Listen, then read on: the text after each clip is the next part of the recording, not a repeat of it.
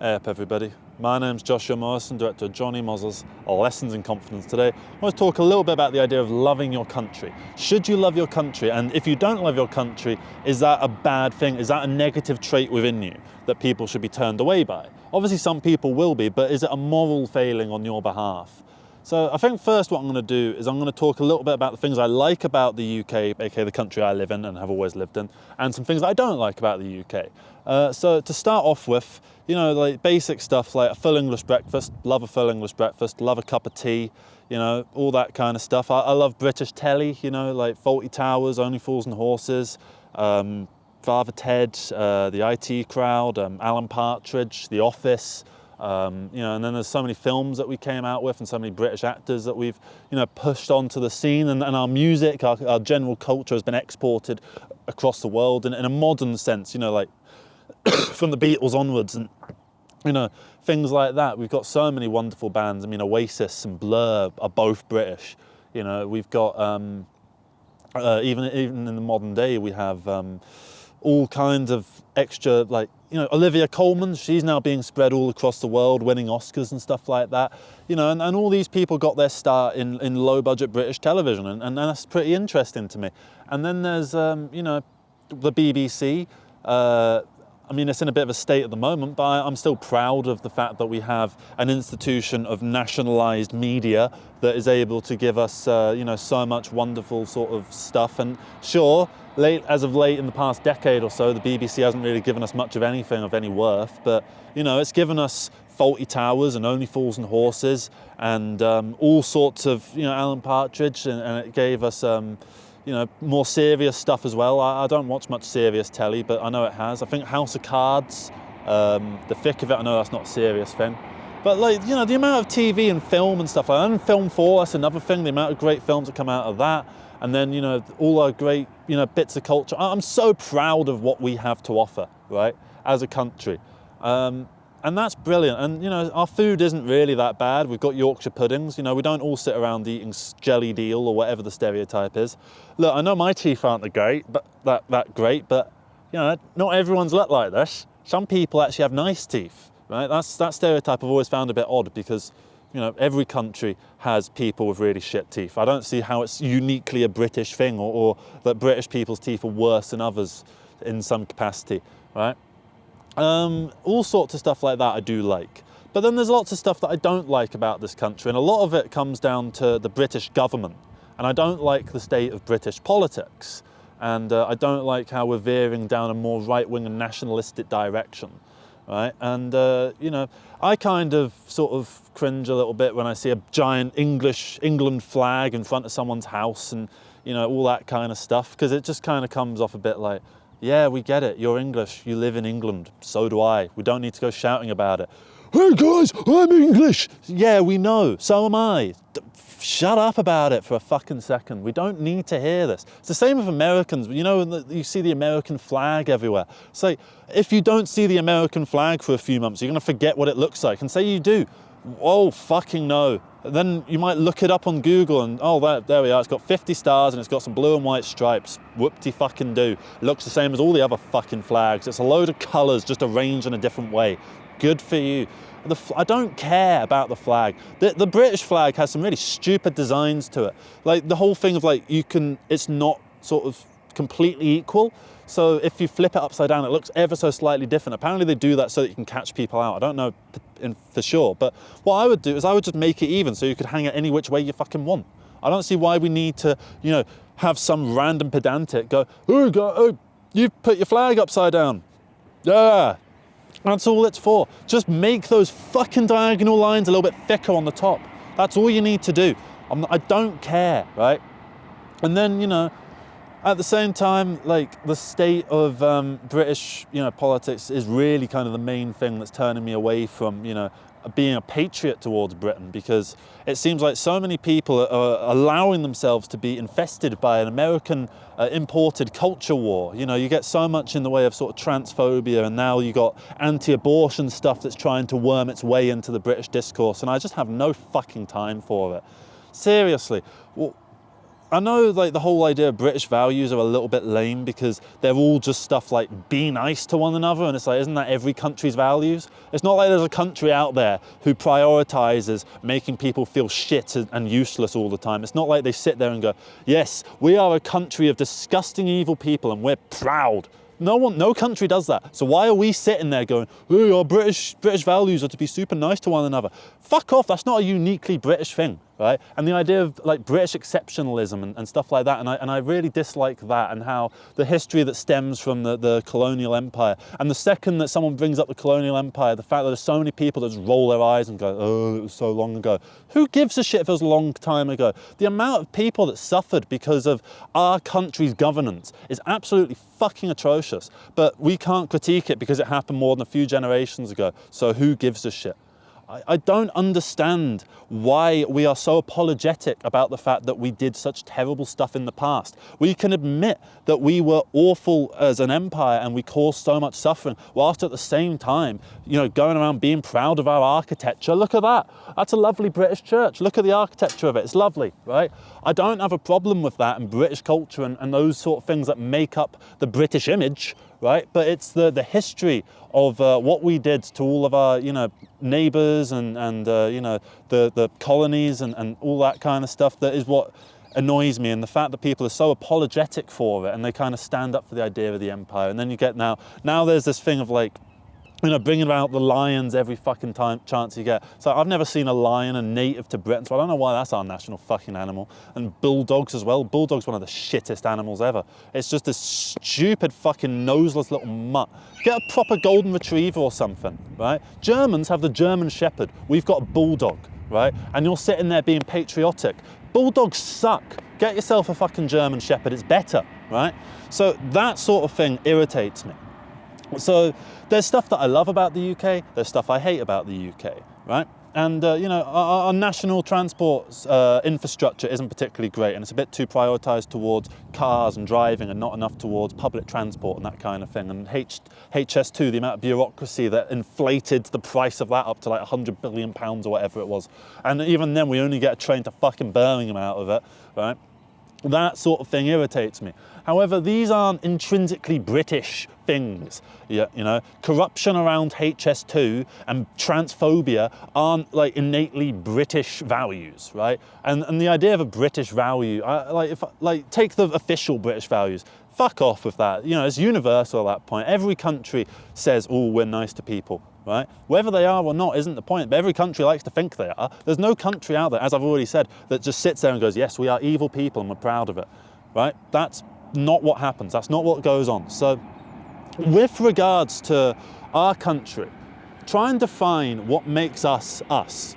Pubs, Sainsbury's, Tesco, that kind of thing, corner shops.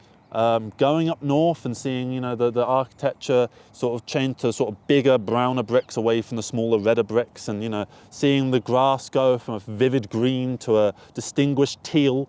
Farmers, with the fun accents and, the little cap and that kind of thing. What else?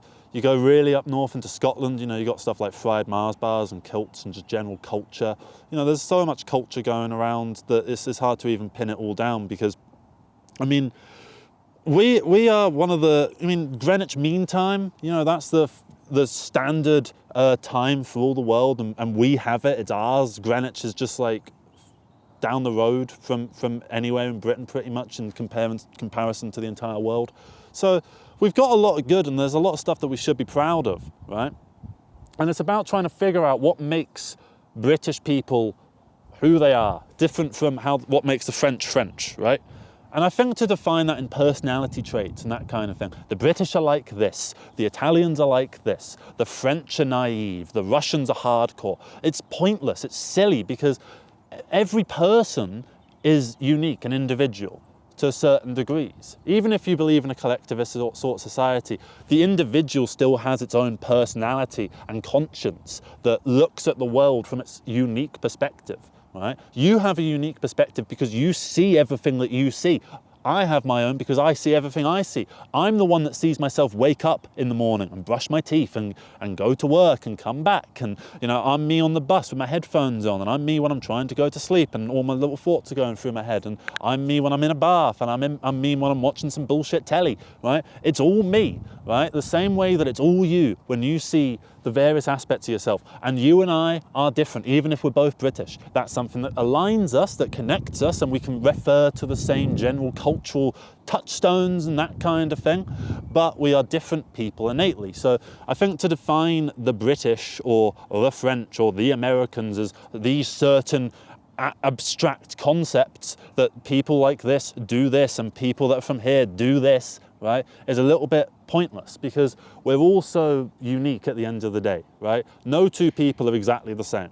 So what can we do to define who we are as a culture, as a country? Because to collectivize into a singular culture is kind of important, I would say, because national or I guess social harmony, even though that is a bit of a Chinese term, to do with their idea of collectivism. I'm just using it for the sake of, just an understanding of between all of us that we are from here and we are like this and we do this, right?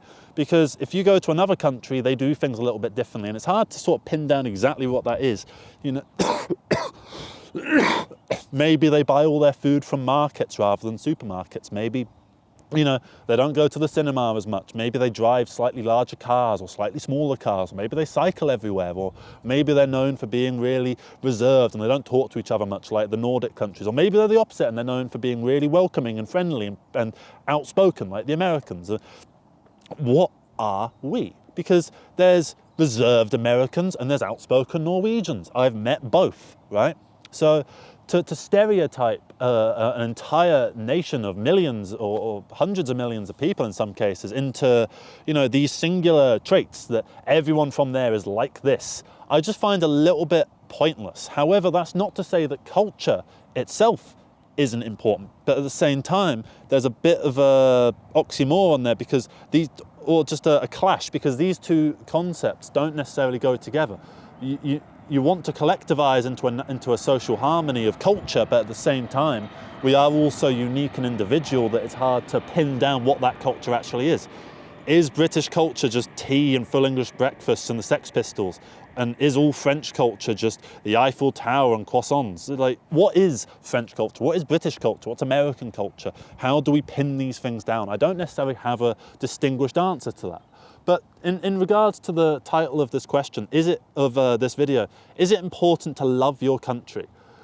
I would say it's important to appreciate the land and the community that surrounds you and the familiar sights, and not to take those for granted, because, would you want to be instantly moved to another country and have to deal with their stuff and learn their whole new way of life and have to learn a new language potentially? I wouldn't want to just be up and shipped off to Slovenia and have to figure out Slovenian culture. If that happened to me, I'd probably be longing for the days of full English breakfasts and 40 towers. So, I would say it's important to appreciate the place that you have, right? And what makes that place unique, right? Because I think the works and the achievements of the British people form some abstract idea of sovereignty in a way. Because what makes Britain Britain? Is it the island of Great Britain and Northern Ireland, or is it the British people? If we up and shipped every British person to Macedonia and we moved every Macedonian person over to Britain, it's not like all the Macedonians now living in the New Britain would just become British and all the British people that moved to Macedonia would just become Macedonian. No, the culture would remain the same, just the location would change. So our national sovereignty and our heritage doesn't necessarily come from the land around us. It comes from the achievements of our people. And I suppose it's important to respect the achievements from the good and to understand and accept the flaws from the bad people, because for every Ernest Hemmingway and thing like that, we have to deal with an East India Company. I can't think of a name in particular. So for all the good, you've got some bad, and for all the bad, you have some good. And you need to take both on board. It's important to be aware and to accept the injustices that your country and the government of your country committed, because you're not faulting your country for that. To say that the British Empire was a bad thing isn't to say, oh, I hate fucking Britain. No, it's to say that the people that were in charge of the country throughout that period of time were not nice people. However, that's not to say that the British people as a whole that were living throughout that period, that all of them were fucking irredeemable. There were loads of nice people, I'm sure there were, right? Loads of great authors that came out of that time. And Gulliver's Travels, that was at the height of the British Empire. Actually, no, it wasn't a bit before. But you've got H.G. Wells, and you have Oscar Wilde, or I can't remember if he's British. But anyway, you've got so many great people, and not just people that wrote books and were famous and have Wikipedia pages, but also just normal people that would have been living around at that time when all this horrible injustice was going on. There were still lovely, kind-hearted, humble, nice British people at the core of it. So I think to say that you hate the actions of your country's government, whether now or in the past, isn't to inherently say that you hate your country. And some people like to, boil it down to, oh, I hate Britain because we did so much bad stuff, or maybe, we're still paying, we only finished paying off the slave traders in 2015 or whatever. People boil that down, but I don't think most of those people would actively, nuke Britain and wipe it off the face of the earth, even if they say that as a bit of a, over-the-top sardonic kind of comment, right? The same way that people might go, oh yeah, get rid of Germany, we don't need it, right? They're not literally saying, oh yeah, I'm gonna actively hit the button and just murder 88 million Germans just because I made a joke about it, right? That's not what people are doing. Just because people say stuff that's a bit over the top doesn't mean that they literally want that thing to occur. So I think most people love their country more than even they know. I'm sure I am more patriotic than I actually give myself credit for, because I don't consider myself much of a patriot. There's so many problems that are going on in this country, and it's important to be aware of those. But it's also important to take some time to, be thankful for the land that is around you and the culture that has emerged from the people that surround you. Whether that be the British people, or if you're in America, the American people, or whatever country you live in. It's important to take recognition of the nice stuff that's out there, because it's not very fun to just sit in negativity all the time. It's nice to, have some fun once in a while and just enjoy nice things. So I think that'll be the video. Thank you so much for watching. Please let me know what you thought about the idea of loving your country. What country are you from? Do you love your country? And why do you love your country? And if you don't love your country, why not? And do you disagree with my idea that everyone loves their country a little bit more than we actually think? Like when you hear a communist say, oh, I hate America, or whatever, that kind of thing. Do you actually hate the country? Or are you boiling down a few larger talking points into a single easy to digest sentence? So yeah, that's kind of going to be the video. Thank you so much for watching. Take care, everybody, and bye-bye. Ooh.